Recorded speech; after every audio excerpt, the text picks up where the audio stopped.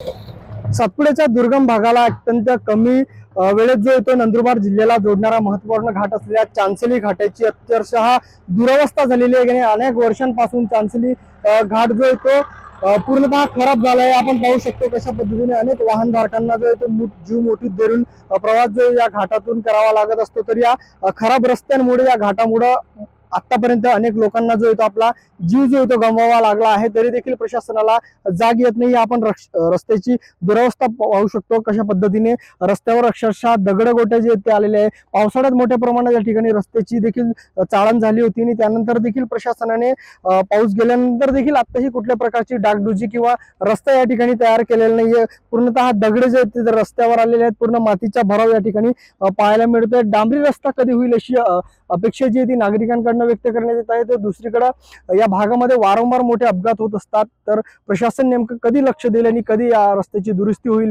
हीच अपेक्षा आता सर्वसामान्य नागरिकांकडून व्यक्त करण्यात येत आहे। सागर निकवाडे, साम टीव्ही न्यूज, चांचली घाट, नंदुरबार।